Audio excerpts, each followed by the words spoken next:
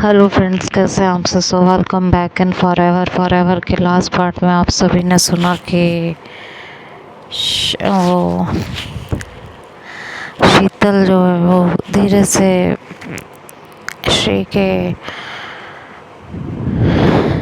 T shirt में अंदर उसके शर्ट में अंदर अपने हाथ डाल देती है और होठों को अपने होठों की गिरफ्त में ले लेती है।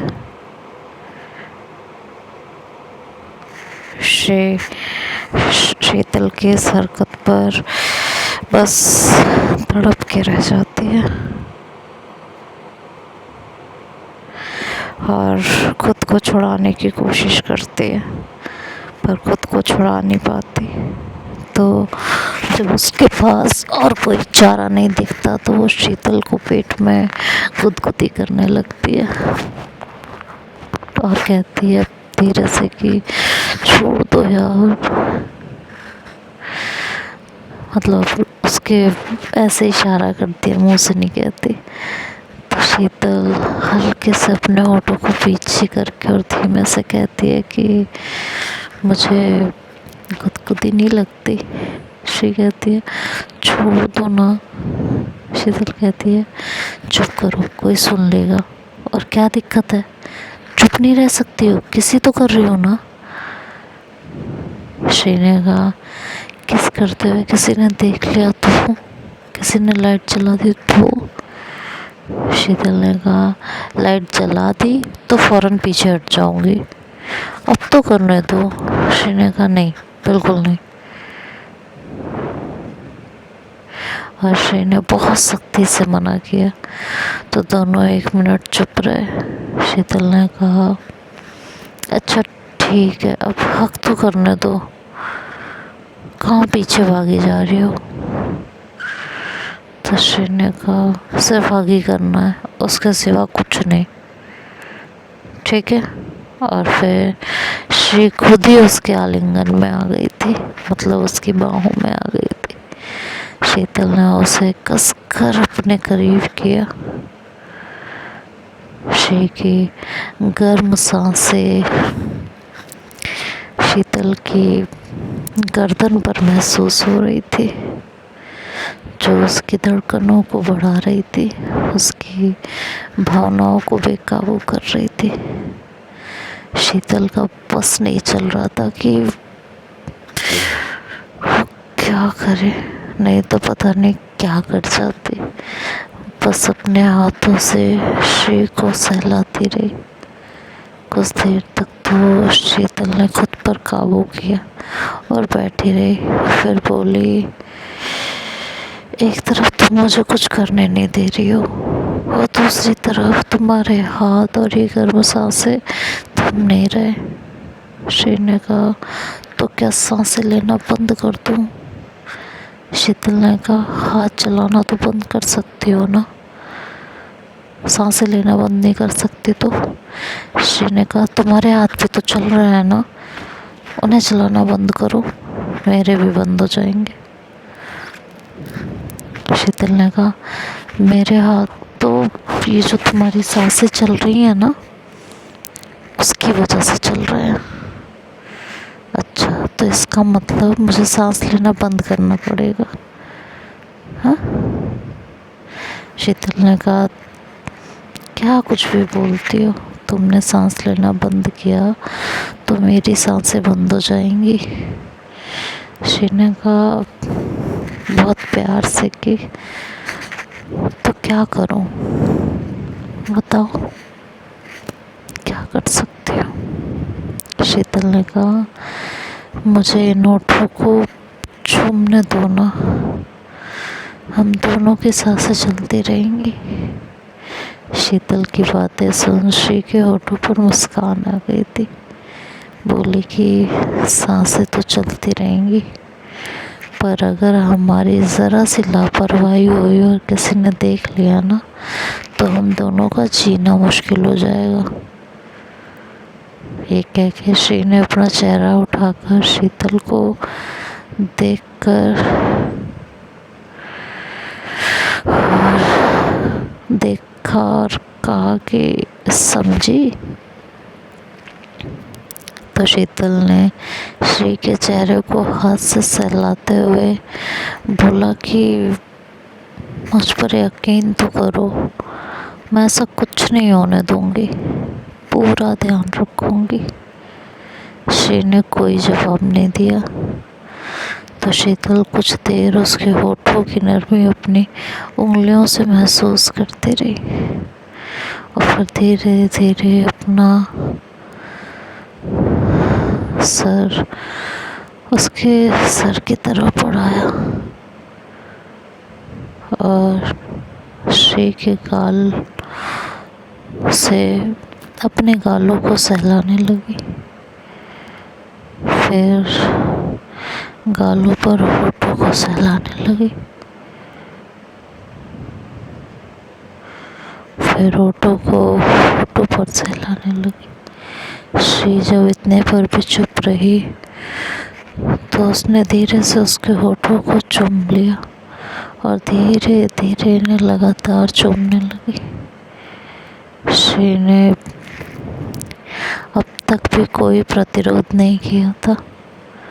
कुछ देर में श्री ने भी रिस्पॉन्स देना शुरू कर दिया था। दोनों अब एक दूसरे को कंपटीशन देने लगे थे। दोनों थकने लगे, तब जाकर एक दूसरे को छोड़ा और अब दोनों शांत थे। एक दूसरे को बाहों में लिए चैन से बैठे थे। एक दूसरे के दिल की धड़कनों को महसूस कर रहे थे।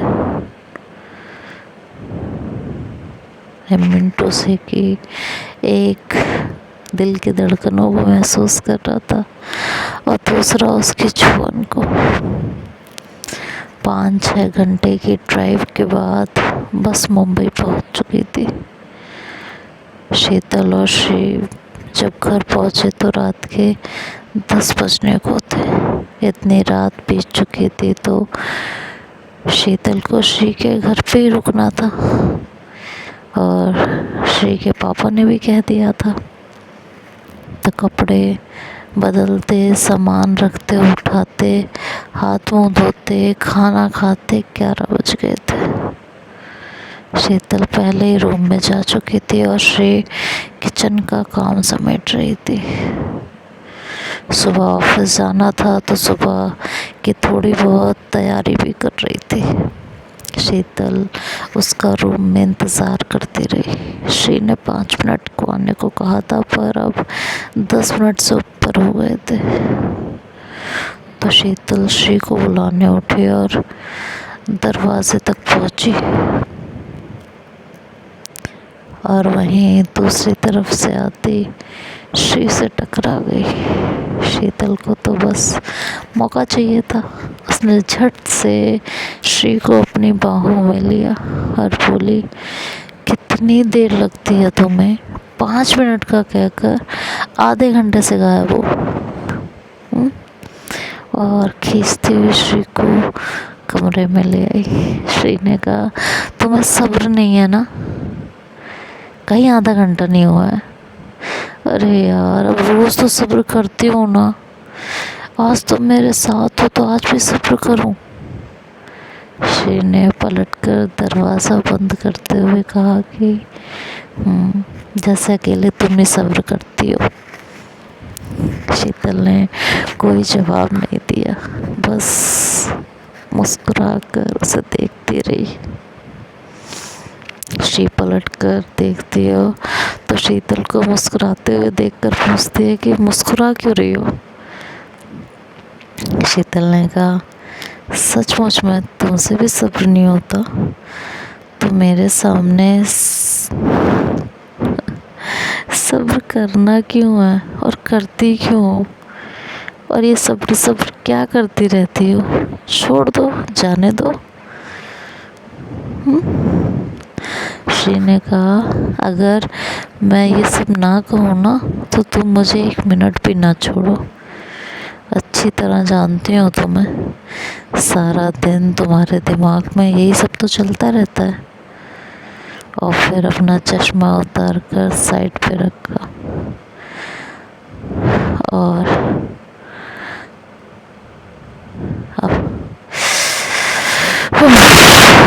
सॉरी, और साइड पर रखा और अपने बालों को सही से खोलकर फिर से जूड़ा बांधने लगी।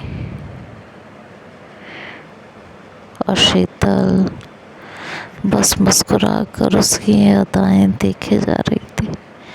जैसे ही श्री ने जूड़ा बांधा, शीतल ने उसका जूड़ा खोलते हुए कहा कि खुले रहने दो। तो श्री ने बाहें शीतल की गर्दन में डाल दी और शीतल के हाथ उसके कमर और पीठ को सहला रहे थे।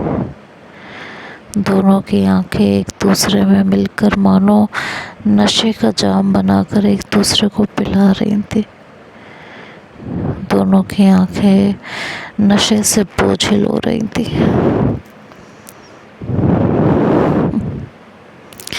शीतल ने कहा, इरादा क्या है जनाब?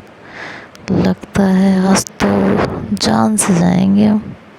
श्री ने कहा, प्यार करने वालों की जान नहीं ली जाती है, उनकी जान की सलामती मांगी जाती है। हाँ, पर तुम्हें खा जाने का मन ज़रूर करता है।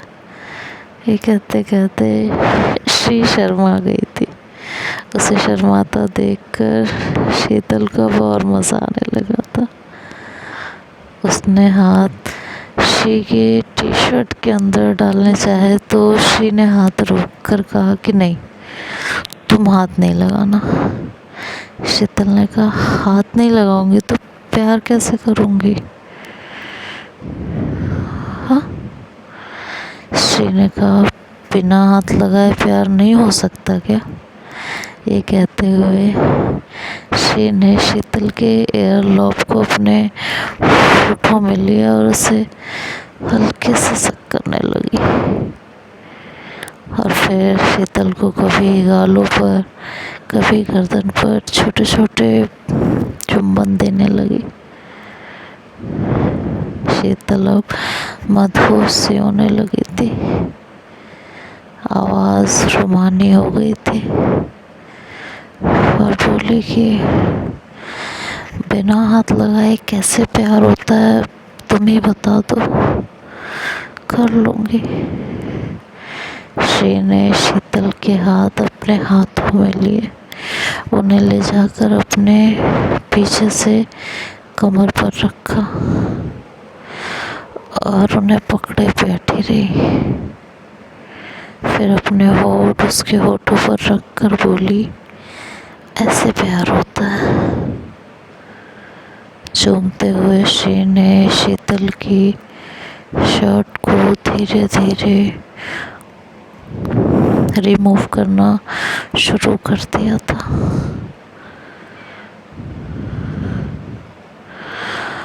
और मतलब टी शर्ट थी, उसे रिमूव करना शुरू कर दिया था। फिर चुम्बन रोककर टी शर्ट उतार कर एक तरफ रख दी और अपने नाइट सूट की शर्ट के बटन भी खोलने शुरू किए। तो शीतल ने मुस्कुरा कर उसके हाथ रोकते हुए कहा कि इतनी जल्दी किस बात की है हुजूर, मुझे मौका दीजिए ये खिदमत करने का। श्री शर्मा गई और शीतल के हाथ उसके नाइट सूट के शर्ट की बटन खोलने में व्यस्त हो गए। श्री शीतल को बड़े प्यार से देख रही थी।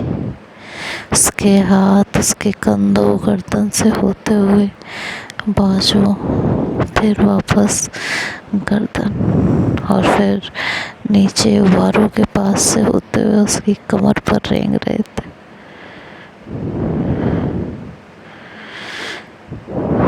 शीतल के अंगों की बनावट को वो सिर्फ देख नहीं, महसूस भी कर रही थी। और ये पहली बार था।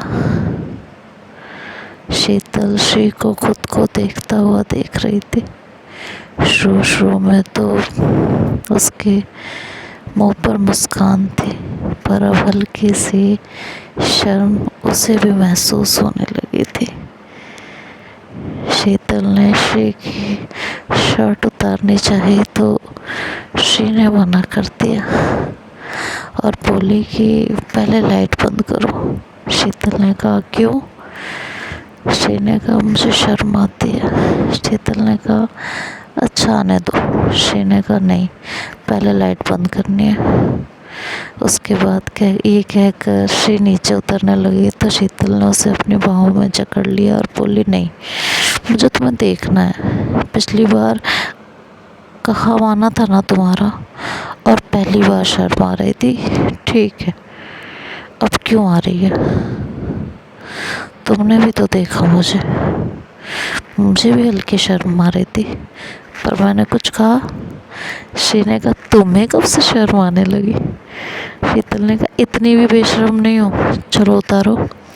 श्री ने कहा समझो ना, रहने दो। हाँ, मना कर रही हूँ तो कोई बात होगी। शीतल ने कहा क्या बात है, बताओगी भी? अब हम दोनों में कुछ भी छुपा नहीं होना चाहिए। तो श्री ने कहा वो मेरे इतने अच्छे नहीं है, तुम्हें पसंद नहीं आएंगे। शीतल ने मुस्कुरा कर कहा कि वो मैं देखकर बताऊंगी, तुम नहीं, और वैसे भी अपने किसी को अच्छे नहीं लगते। ये कहकर शीतल ने शर्ट उतारी और उन्हें देखने लगी। उसके मुंह से निकला परफेक्ट। तो देखते हैं अब आगे क्या होगा, ये तो नेक्स्ट पार्ट में सुनेंगे। तब तक के लिए बाय बाय, टेक केयर।